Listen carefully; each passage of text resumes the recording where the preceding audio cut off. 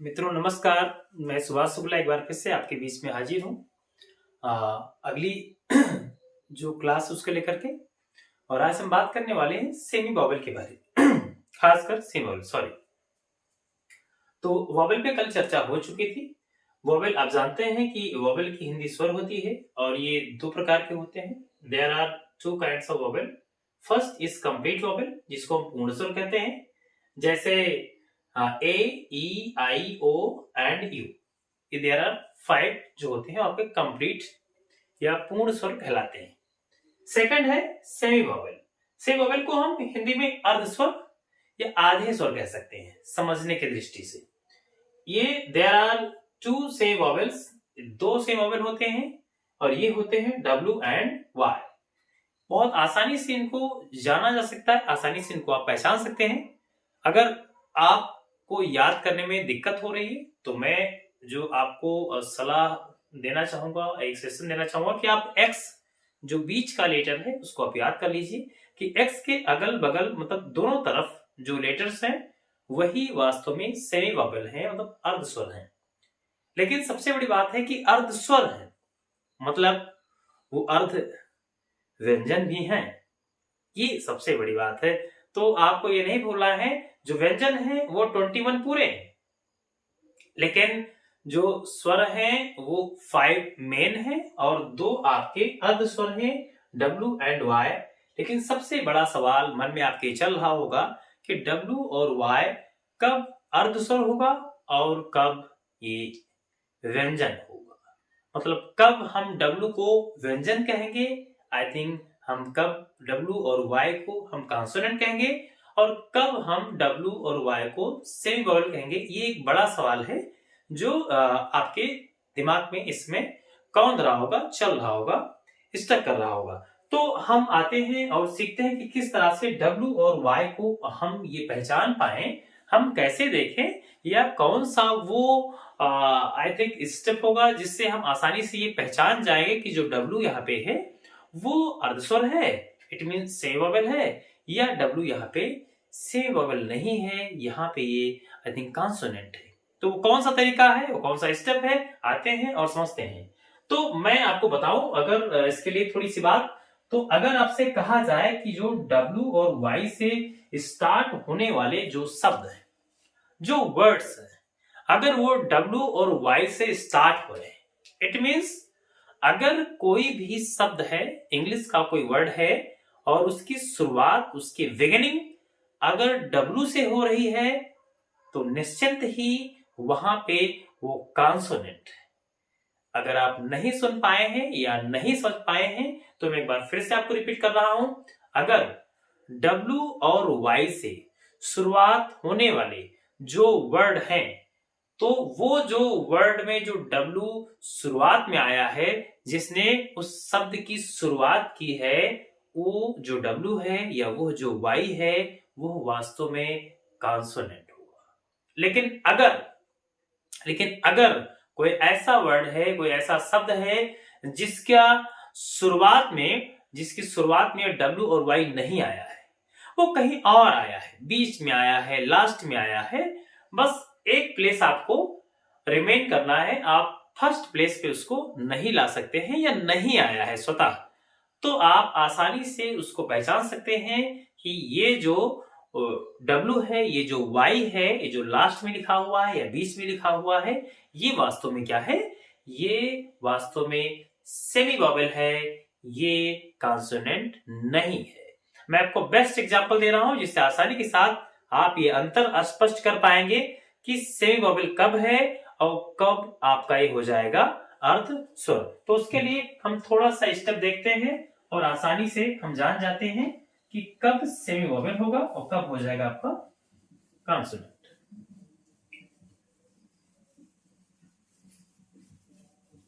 तो देख लेते हैं कि कब हो जाएगा आपका सेमी और कब हो जाएगा आपका कॉन्सोनेंट। तो दो भाग बना लेते हैं। एक भाग हो गया आपका पहला, ये हो गया आपका सेमी वॉवेल का, और दूसरा भाग हो गया आपका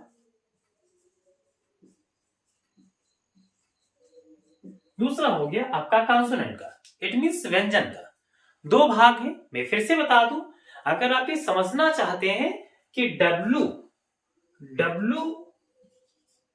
और Y इन दोनों में से कब सेमी होगा और कब होगा आपका कॉन्सोनेंट, तो इसके लिए आसान तरीका यह है कि आप दो भागों में बांट के उसको अच्छे से समझ लें कि कब वो होगा सेमी और कब होगा कॉन्सोनेंट। मैं फिर से लास्ट में आपको बता रहा हूं, इससे आप परेशान ना हो, उदास ना हो, निराश ना हो। बहुत आसान है इंग्लिश। अगर आप लगातार सीखना चाहते हैं, अगर आप लगातार हमसे जुड़े रहते हैं तो आप, मैं विश्वास दिलाता हूं कि आपको निश्चिंत ही अपने घर बैठे आसानी से आप जहां कहीं हैं निश्चिंत होकर के 1 घंटे, आधे घंटे, 10 मिनट, अभी मैं शुरुआत कर रहा हूं तो छोटे छोटे वीडियो दे रहा हूं जिससे आप उबे ना, और धीरे धीरे जैसे ही आपकी समझ विकसित होती चली जाएगी, आपका इंटरेस्ट ग्रो होगा, वैसे ही मैं अपनी वीडियोस को और लंबा कर दूंगा और फिर आसानी से हम 1-1, 2-2 घंटे बैठ के आसानी से आपस में चर्चा करेंगे और निश्चिंत ही एक दिन आपको अच्छे से इंग्लिश व्याकरण की अच्छी समझ हो जाएगी। आप बहुत अच्छे अध्यापक हो सकते हैं, आप बहुत अच्छे ज्ञानी हो सकते हैं, आप किसी भी परीक्षा को क्रैक कर सकते हैं, आप कुछ भी कर सकते हैं भाई, कुछ भी, it means in English. Okay, तो विश्वास रखिए, विश्वास के साथ ही आगे बढ़ा जा सकता है जैसा लोगों का मानना है।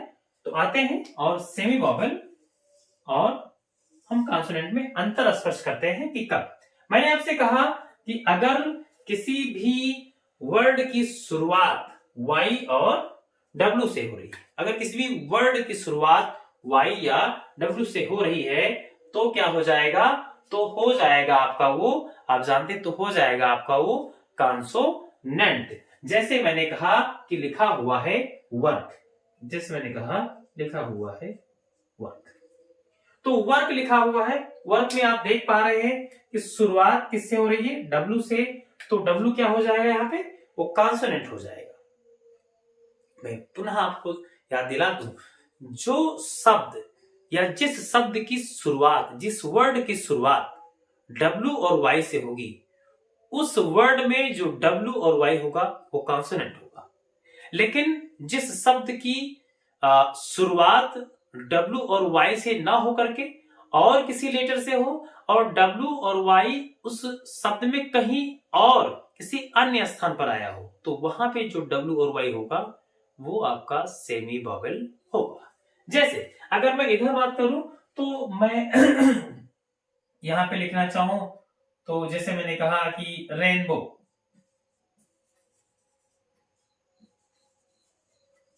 जैसे मैंने यहां पे लिखा रेनबो, एक वर्ड है रेनबो, तो रेनबो में क्या आपने देखा कि जो W है वो कहां आ रहा है, लास्ट में आ रहा है, तो यहां पे जो W है वो आपका हो जाएगा सेमी वॉवेल, लेकिन जो यहां पे W है वो हो जाएगा आपका आई थिंक कॉन्सोनेंट।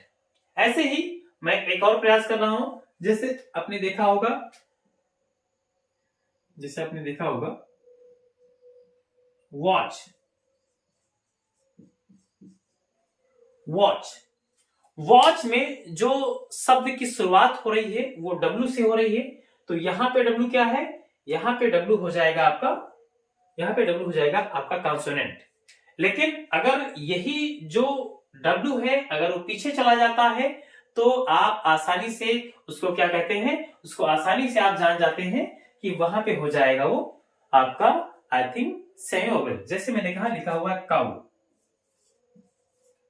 तो यहां पे जो W आया है वो क्या है, वो आप जानते हैं सेमी वॉवेल का काम कर रहा है, वहां पे वो कॉन्सोनेंट का काम नहीं कर रहा है। ऐसे Y को देख लेते हैं, जैसे मैंने कहा एक वर्ड है, मैंने कहा यू, या मैंने कहा ईयर, या मैंने कहा यस, तो आप देख पा रहे हैं चाहे यू हो, चाहे यस हो या ईयर हो, ऐसे बहुत सारे शब्द हैं जिसकी शुरुआत में Y आ रहा है।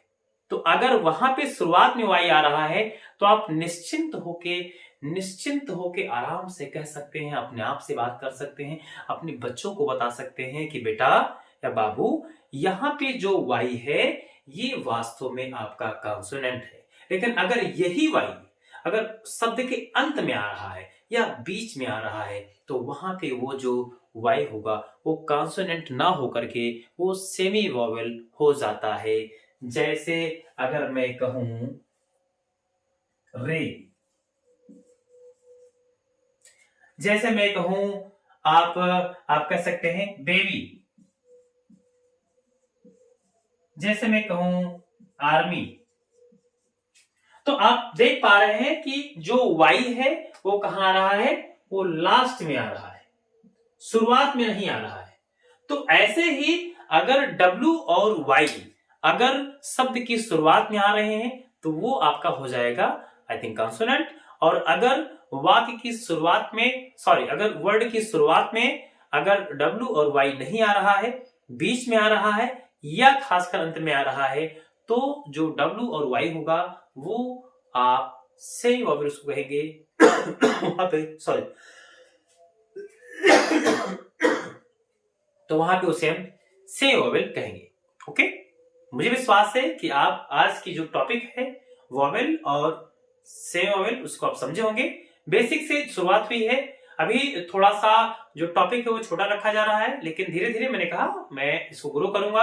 अगर आपके समझ में आ रहा है, अगर आपके कमेंट पॉजिटिव में आ रहे हैं, अगर आपकी इच्छा है सीखने की, अगर आपकी चाहत है तो विश्वास करिए मैं आपके साथ लगा रहूंगा और बिल्कुल मन से लगा रहूंगा। मैं आपके लिए अलग से मेहनत करूंगा, क्लास पढ़ाने के बाद में मैं क्लास लूंगा यहाँ पे और आपको अच्छे से पढ़ाऊंगा। विश्वास करिए, निस्वार्थ भाव से मैं चाहता हूं कि मैं भी आपके साथ लगूं और आप भी लगिए और सीखते हैं। फिर देखना एक दिन आपका चेहरा खिला रहेगा। Miss you. जय हिंद।